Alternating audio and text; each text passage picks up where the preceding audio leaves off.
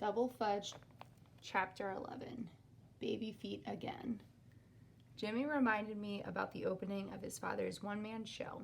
Last summer, Tootsie walked barefoot across one of Frank Fargo's wet canvases, leaving a path of little footprints in the blue paint. We thought Mr. Fargo would go crazy when he saw what happened. Instead, he got an idea. He had Tootsie walk barefoot over 24 wet canvases.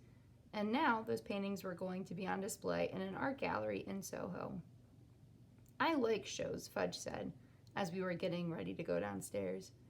I know, Dad said, zipping Fudge's jacket. Will they have singing or puppets? No, Dad said, just paintings. A show with just paintings? Fudge was surprised. Did you hear that, Pete? A show with just paintings. Yeah, I heard. Mom came into the living room then, carrying Tootsie, who was dressed in some black velvet outfit that made her look like a baby movie star. Where's the babysitter? Fudge asked. We don't need a babysitter tonight, Mom told him, setting Tootsie down on the sofa. You're leaving Tootsie home by herself? Fudge was even more surprised. Mom laughed. No, we're taking Tootsie to the show. She was trying to get fancy shoes on Tootsie's feet, but Tootsie squirmed and kicked, making it impossible. Mom finally gave up and stuffed the shoes into the diaper bag. You're taking Tootsie? Fudge could not believe it. Of course we're taking Tootsie, Dad said. And just look at our girl. She's mighty pretty tonight, isn't she? She's too young for a show, Fudge argued. She won't understand it. Without Tootsie there wouldn't be a show, Dad reminded him. Tootsie held her arms out to me. Uppy-pee, she waited for me to pick her up. When I did, she pulled my hair. Hey, I said, which only made her laugh and pull harder. Fudge hung on to me, tugging at my jacket. I don't want Tootsie to come with us. I want it to be just you and me, Pete. I know how you feel, I told Fudge, remembering all those times I didn't want him to come along. But you'll get over it. A banner announcing Frank Fargo's show hung outside the art gallery in Soho. It said Baby Feet in big, bold letters, and under that, Frank Fargo. Inside, huge, colorful paintings hung on the walls. When the canvases were spread out on the ground last summer, I didn't realize how big they would look hanging on a wall. You had to study them carefully to see the background of baby feet, but they were there in every painting. The paintings had names like Baby Feet Blueberry and Baby Feet Strawberry. There was one called Baby Feet Storm and another called Baby Feet Earth. Fudge looked around. Where's the stage? He asked. Where are the seats? Dad explained it's not that kind of show. It's more like going to an art museum for a special event. Where's the event? Fudge asked. This is the event, Dad told him. No fair, Fudge cried. Dad, I said, hoping to escape before things took a turn for the worse. I'm gonna find Jimmy Fargo. Take me, Fudge cried. Please, Pete, take me with you. I hesitated for a second, then gave in and grabbed Fudge by the hand. But it was crowded in the gallery, and I didn't see Jimmy anywhere. I could walk across paintings too, Fudge told me. I could do it better than Tootsie. Tootsie doesn't go to school. She's not even toilet trained.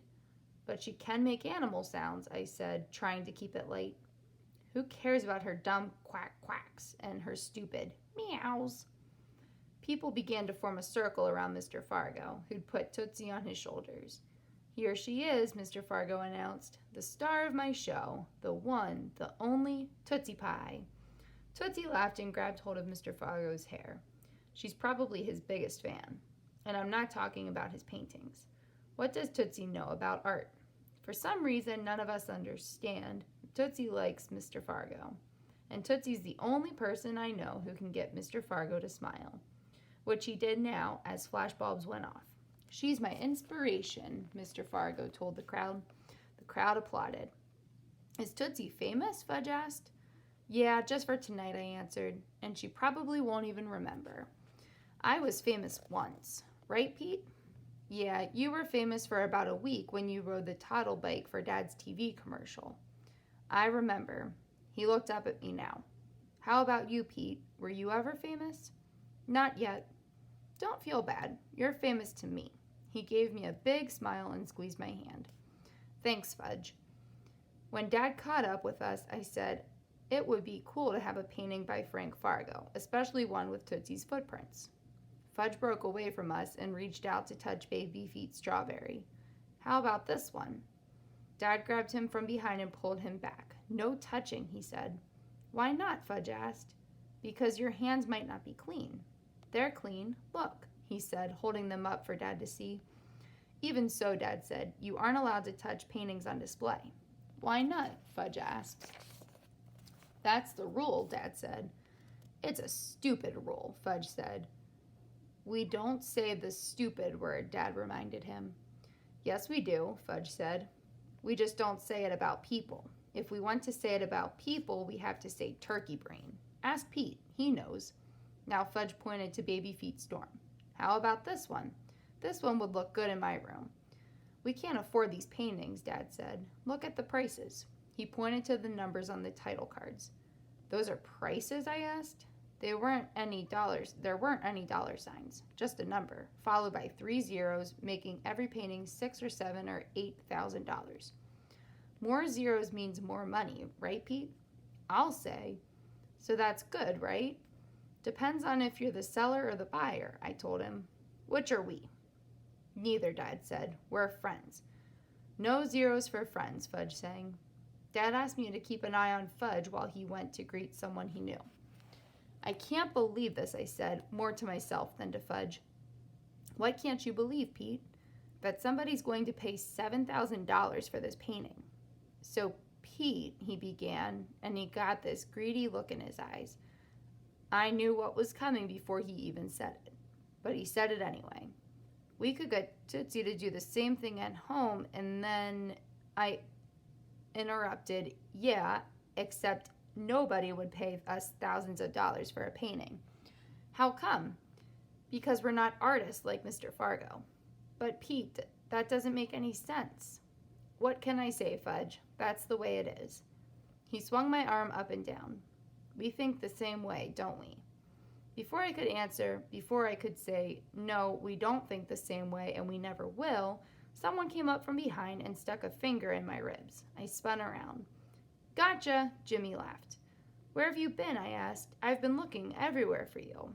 Yeah, it's crowded in here. That's a good sign. So, what do you think? He stepped away from the paintings and studied them from a distance. He squinted, then he made his fists into binoculars and peered through them. I did the same, and when I did, all those swirling colors looked like they were moving. Cool, huh? Jimmy said. Yeah, amazing. You're not thinking you could do the same thing, I hope. No, why would I be thinking that? I don't know. You just have that look on your face. What look? Never mind. A woman in a black dress and dangling earrings shaped like skyscrapers stuck a red dot on the Baby Feet Storm card. She looked familiar, tall and scrawny with a lot of curly hair and a really long neck. Yes, Jimmy pulled a victory fist. There goes another one. Another what? I said. Another painting. When a red dot goes up, it means that painting is sold. Wow, I said. $7,000. What's it like to know your dad is rich and famous? Rich? Fudge said. Jimmy ignored him and eyed me. First of all, the gallery gets half of everything. Second of all, since when are you getting so into money? Me into money? I said. That's a joke. You want to see someone who's into money? Look at my brother. Fudge started singing. Money, money, money. I love money, money, money. Then he skipped away. A minute later, someone tapped me on the shoulder. Well, well, well, she said, if it isn't my old friend Peter Hatcher. It was the woman with the skyscraper earrings. She was carrying a shoulder bag with a small dog inside. As soon as I heard her voice, I recognized her. It was Giraffe Neck, this woman I knew last year when we lived in Princeton. She owned a gallery there right near the movie theater. One of Frank Fargo's paintings hung in the window. It was called Anita's Anger. One time I went in and told Giraffe Neck I personally knew Frank Fargo. But what was she doing here? And why was she carrying a Yorkie in her bag? I reached out to pet the dog, but it barked at me. It's okay, Vinny, Jimmy said, scratching the dog behind its ears. Peter's a friend. You know her dog? I asked. Sure, I know Vinny, Jimmy said. He walks backwards even when he's barking at you. Backwards? He retreats, Giraffe Neck explained. Yeah, that's it, Jimmy said. He retreats. But he loves Jimmy, Giraffe Neck said, tousling Jimmy's hair. Vinny never barks at Jimmy. Then she was gone, back to doing business.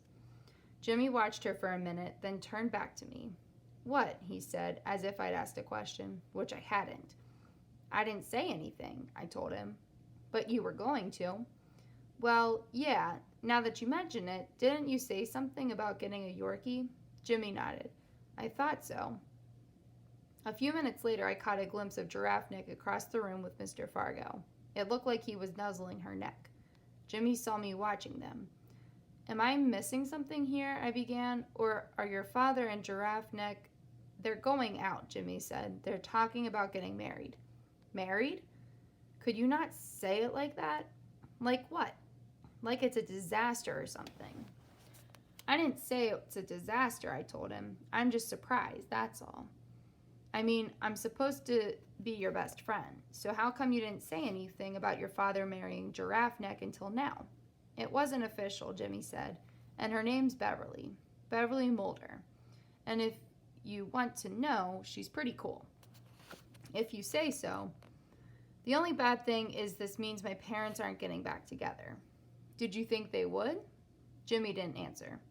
Come on, Jimmy, your parents can't stand each other. That's why they're divorced. I don't want to hear that, Jimmy said, especially from you. You just said you're supposed to be my best friend. Okay, I'm sorry. Just because they're divorced doesn't mean I want either of them to marry someone else. But you said Giraffe Neck's cool. Yeah, but what does she know about being a parent? Look at it this way, I said. Your father doesn't know much about being a parent either.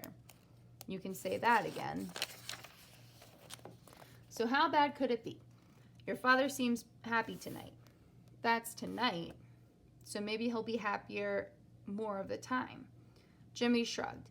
Beverly says she won't try to be my mother since I already have one. She says we'll be friends instead.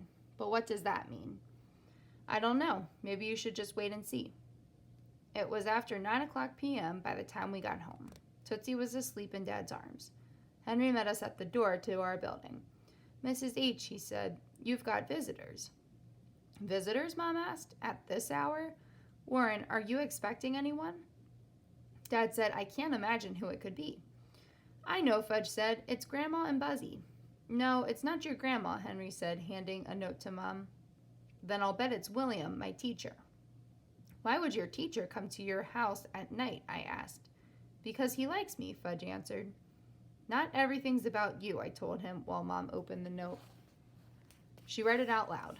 Dear Tubby, she began. Oh no, I thought. Oh goody, Fudge sang. It's the Howies. Let Mom finish reading, I said. Mom started again. Dear Tubby and Ann, we finally made it to the big city. We're in the van parked right around the corner. Can't wait to see you again. Your loving cousins, Howie, Eudora, Fauna, Flora, and Farley. Well, Mom said, what a surprise. Surprise, I thought? That's one way of putting it.